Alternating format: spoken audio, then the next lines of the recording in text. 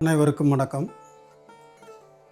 சென்ற பதிவில் ஆலாகால விஷம் அருந்தி இறைவன் சிவபெருமான் நம்மளையெல்லாம் எப்படி காப்பாற்றினார் அப்படின்னு நம்ம பார்த்தோம்.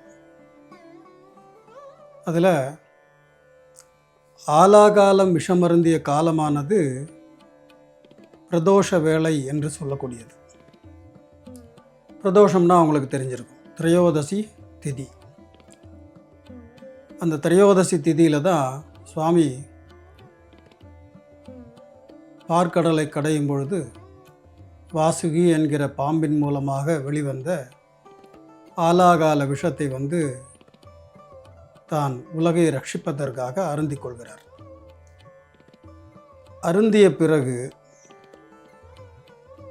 அன்று இரவு கண் விழித்து கொண்டு உலகை ரட்சித்த காலமானது சிவராத்திரி காலம் என்பார்கள். சாதாரணமாக நம்மெல்லாம் சொல்லுவோம், விஷம் குடிச்சிருந்தாங்க அப்படின்னு சொன்னால் அவங்கள தூங்க விடக்கூடாது, இத்தனை மணி நேரம் தூங்க விட்டோம்னா அவங்க மரணப்படுக்கைக்கு சென்று விடுவாங்க அப்படின்னு கூட சொல்லுவாங்க. அந்த மாதிரி சொல்லும் பொழுது இறைவனுக்கும் அந்த மாதிரி பிரதோஷ வேளையில் ஆலாகால விஷத்தை அருந்திவிட்டு அன்று இரவு முழுக்க அன்னை பராசக்தியானவள் தன்னுடைய அந்த இறைவனுடைய தொண்டையை பிடிச்சிட்டு இறைவனை தூங்க விடாமல் அனைவரும் விழித்து கொண்டு இறைவனையே போற்றி புகழ்ந்து பாடியிருந்த காலம் அந்த சிவராத்திரி காலம் என்று சொல்வார்கள். பார்க்கடல் அப்படின்னு சொல்கிறது நம்மளுடைய மனம். அதில் வெளிவந்த அமிர்தமானது ஞானம்னு சொல்கிறது. அந்த மனமானது செம்மையானால் அந்த ஞானமானது தன்னை வந்து அடையும், கிடைக்கும் என்று சொல்கிறார்கள்.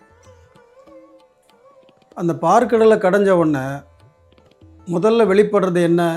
விஷம் ஆகிறது. விஷம் என்பது நமக்கு ஏற்படக்கூடிய கஷ்டம்.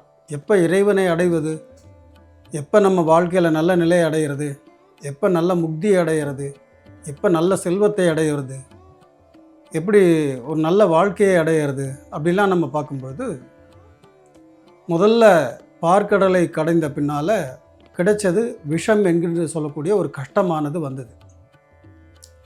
அதற்கப்புறம் கிடைச்சது தான் அருள். விஷம் வந்ததுக்கப்புறம் தான் அருள். அது மாதிரி கஷ்டப்படாமல் எதுவும் கிடைக்க போகிறதில்லை. கஷ்டப்படாமல் நமக்கு எதுவும் கிடைக்க போகிறதில்லை. அந்த கஷ்டத்துக்கு பிறகு தான் நாம் என்ன செய்வோம்? ஒரு நல்லதை அனுபவிப்போம். அப்படி விஷமெனும் கஷ்டம் நீக்கி நல்ல அருளை ஞானத்தை பெற்ற ஒரு நல்ல காலம் சிவராத்திரி காலம் என்று சொல்வார்கள். நஞ்சும் அமுதாகும் நாதன் அருளாலே அப்படின்னு ஒரு வாக்கியம் உண்டு. இறைவனுடைய அருள் இருந்ததுன்னா விஷமும் நமக்கு அமிர்தம் மாதிரி அப்படின்னு. இந்த இடத்துல விஷம் என்பது கஷ்டம்னு எடுத்துக்கணும். வேறு எந்த ஒரு பொருளையும் நாம் என்ன செய்யக்கூடாது? எடுத்துக்கொள்ளக்கூடாது. அதனால தான் நஞ்சும் அமுதாகும் நாதன் அருளாலே அப்படின்னு பெரியோர்கள் சொல்கிறாங்க. இந்த மாதிரி ஒரு நல்ல ஒரு காலங்கள் சிவராத்திரி அன்னைக்கு என்ன காரியம் நடக்கலை, எல்லா காரியமும் அன்றைக்கி தான் நடந்தது. அதை இன்னும் மிகைப்படுத்தி சொன்னோம் அப்படின்னு சொன்னால் வெறும் விரதம் கிடையாது சிவராத்திரிங்கிறது. அது ஒரு அருளை வழங்கக்கூடிய, இறைவனுடன் பேசக்கூடிய ஒரு நல்ல காலம்னு நான் ஏற்கனவே சொன்னோம் முந்தைய பதிவுகளில். அந்த மாதிரி அண்டத்தினுடைய ஆதி சக்தியும் ஆதி புருஷனும் ஆகிய சிவசக்தி இணைந்த ஒரு நல்ல காலம்னு சொன்னால் அதுவும் சிவராத்திரி நன்னாள் தான்.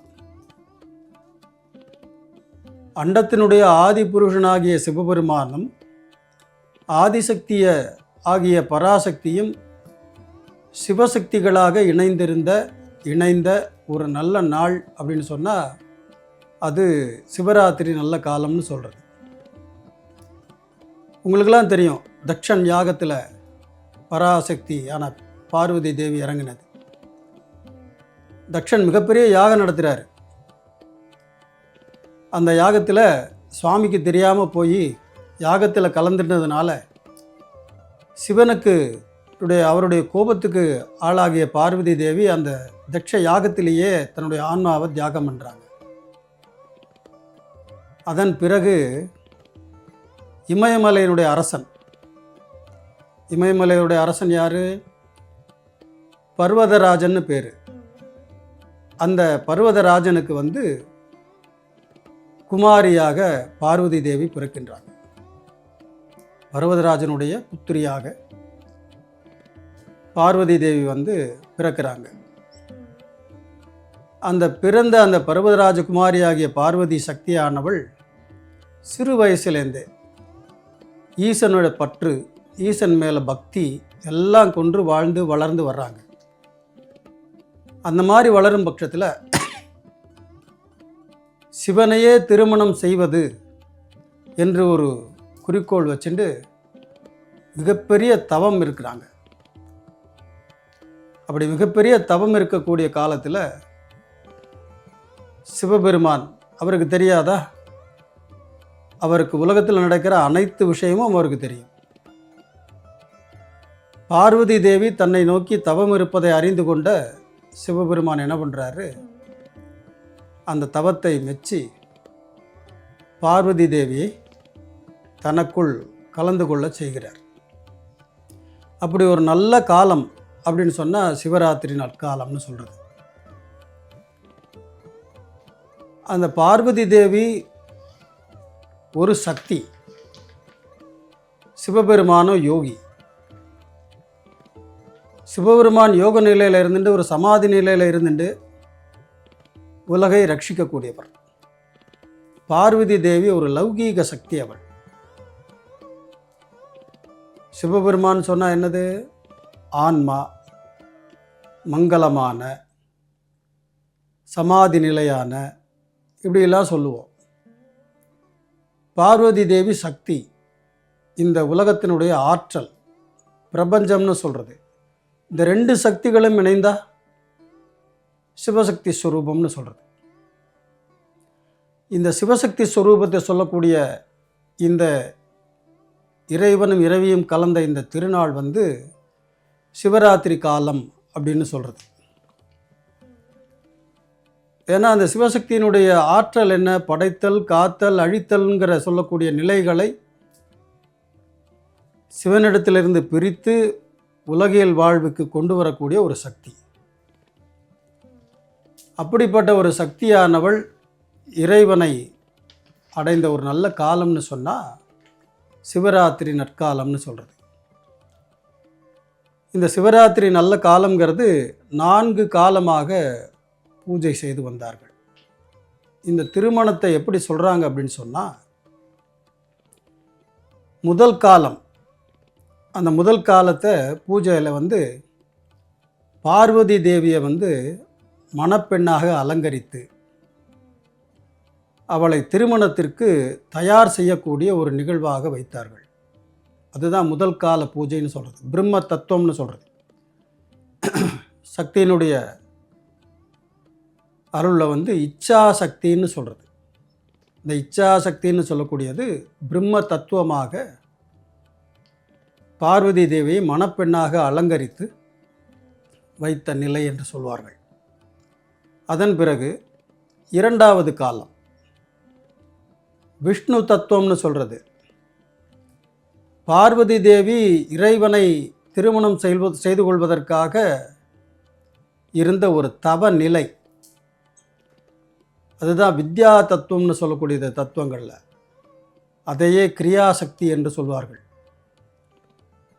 அப்படி சொல்லக்கூடிய அந்த விஷ்ணு தத்துவமான காலத்தை பார்வதி தேவி சிவனை நோக்கி தவம் இருந்த காலமாகவும் சொல்வார்கள். அடுத்தபடியாக மூன்றாவது காலம் லிங்கோத்பவ காலம்னு ஏற்கனவே சொல்லியிருக்கோம் பதிவுகளில். அது என்ன அப்படின்னு சொன்னால், சிவலிங்க திருமேனியை ஆற தழுவி சிவசக்திகளாக கலந்த ஒரு காலம் அந்த மூன்றாவது காலம் என்று சொல்லக்கூடிய ஞான சக்தின்னு சொல்லக்கூடிய காலம். ஈஸ்வர தத்துவம்னு சொல்கிறது. பிரம்ம தத்துவம், விஷ்ணு தத்துவம், சிவ தத்துவம். இந்த ஈஸ்வர தத்துவத்தில் தான் அன்னை உமையவள் பார்வதியானவள் இறைவனோடு கலந்து கொள்கிறார். அது ஞான சக்தியாக வெளிப்படுகிறது.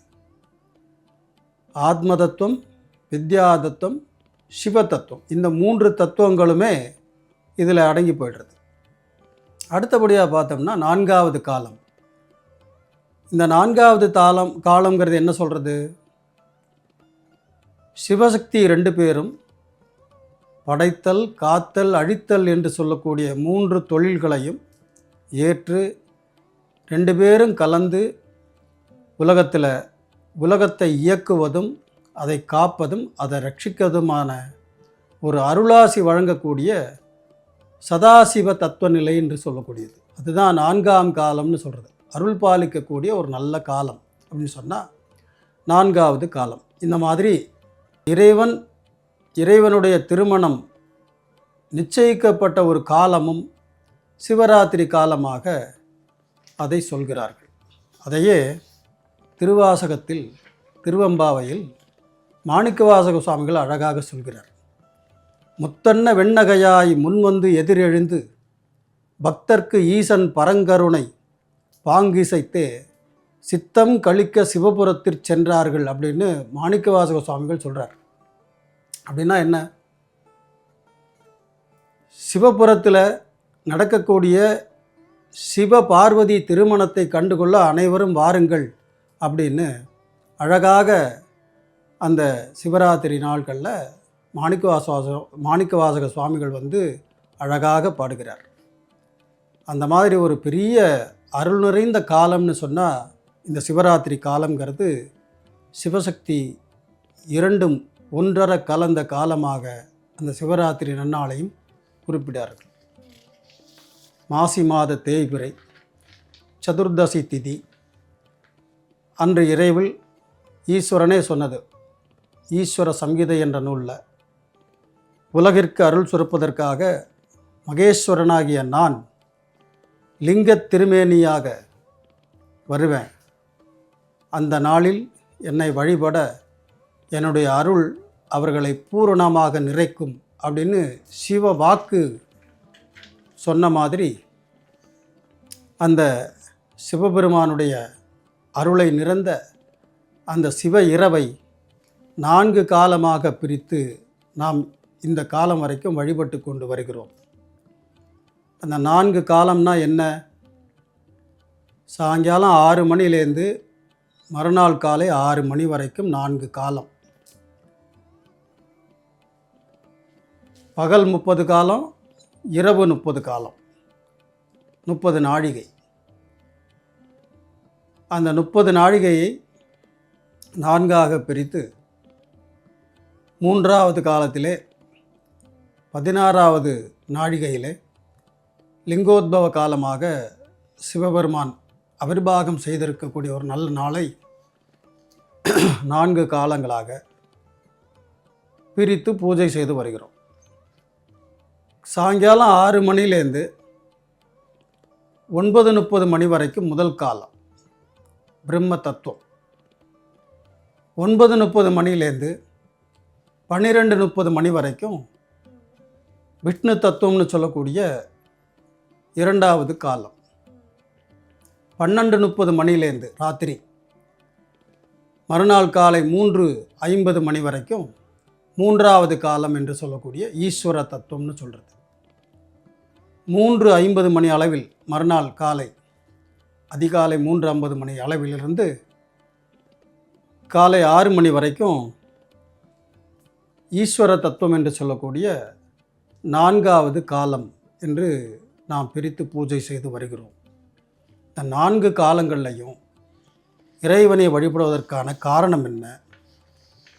இந்த மாதிரி காலங்களில் பூஜை செய்வதால் நமக்கு என்னெல்லாம் நன்மை கிடைக்கிறது அப்படின்னு நம்மளை முன்னோர்கள் அழகாக வகுத்திருக்கிறார்கள். இந்த 4 காலத்தில் நம்ம என்ன மாதிரி விரதம் இருக்கணும், எந்த மாதிரி அபிஷேகம் பண்ணணும், என்ன மாதிரி பொருட்களை நாம் இறைவனுக்கு சமர்ப்பணம் பண்ணணும், எந்த மாதிரி பூஜை பண்ணணும் அப்படிலாம் அழகாக சொல்லியிருக்கிறார்கள். அடுத்த பதிவில் நான் பூஜை நிகழ்வுகளை பேசுவதற்காக உங்களை சந்திக்கிறேன்.